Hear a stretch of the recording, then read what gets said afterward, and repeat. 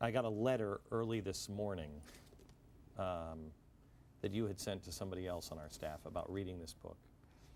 And I wanted to talk to you a little bit about it.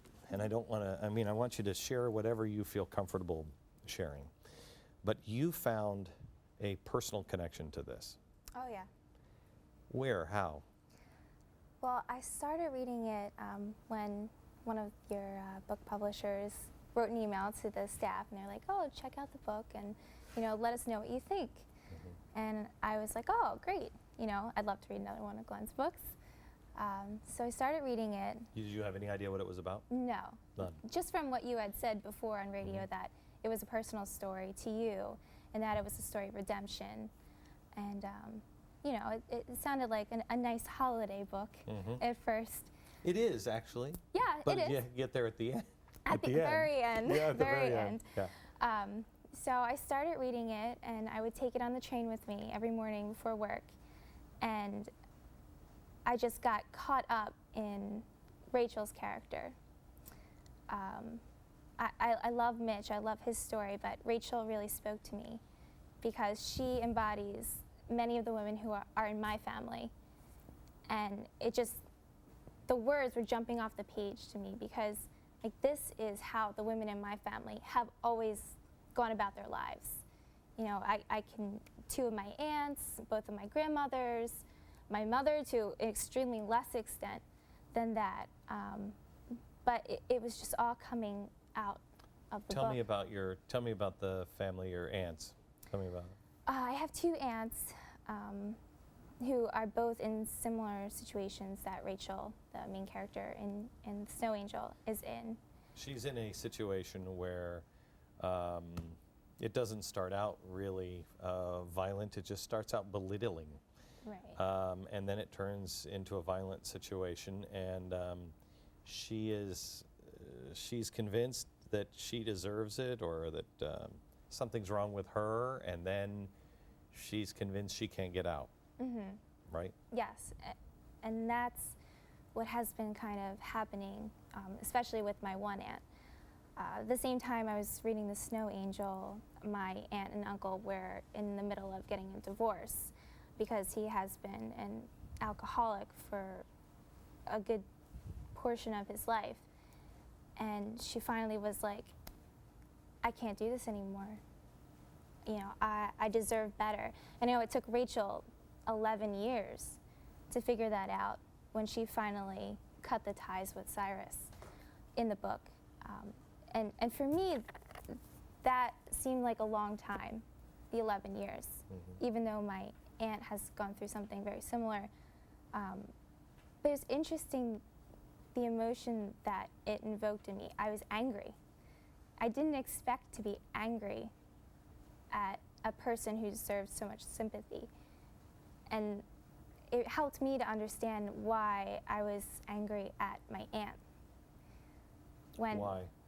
Because she wasted so much time. There was a whole life that she could have lived happily.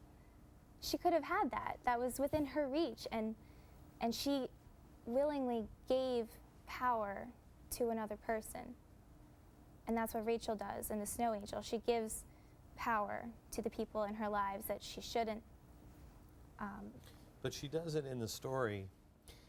She does it in the story because she wants to be with her daughter. She wants to have some stability for her daughter's life. She doesn't know what tomorrow will bring. She could be poor. She could be destitute. They could be living on the street. He could come and kill her. She's got a whole bunch of reasons to not do it. That's true. But I think there are also roadblocks that she puts in front of her. Even though that does seem like the realistic thing that any loving mother would do at the time, and I know my aunt has done that for her children. But it's kind of a roadblock that you really need to get over quickly. Your grandmother, your aunt, to your mom, to a lesser extent. Yeah, I have a great family. My dad's.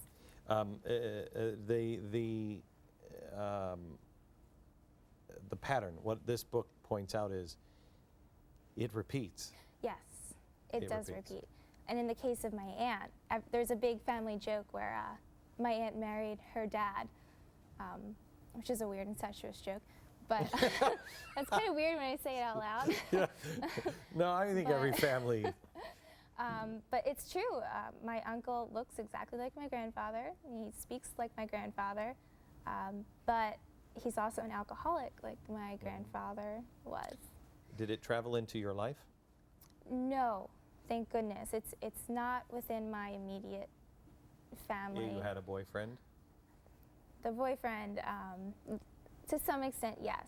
He wasn't an alcoholic, but he did show signs of similar abuse that when you read The Snow Angel, you know, Cyrus is always like nitpicking at Rachel. He's always like, why are you wearing this? That doesn't look good. Or you can't cook. You know, making excuses to his family, like, oh, she's not good enough. And, you know, there's... What did he think about your desire to work here in New York? He thought it was a joke. And that really hurt me, because for someone who's supposed to support you and be your friend above anything else, this person was shattering my dreams and telling me that for selfish reasons, that, you know, I had to come to the realization that that was his problem, you know, not mine. And You came to work for me as an intern, if I'm not mistaken. Yes, I did.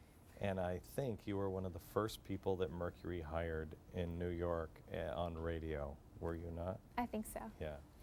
You are incredible, and you belong here, and you belong with us. Thank you. You have a bright, bright career, if not with us, with somebody else. You are amazing, amazing, and amazingly kind. Oh, thank you, Glenn. I wanted to bring this story to you today because I wanted to show you that somebody who almost fell into this trap again didn't. And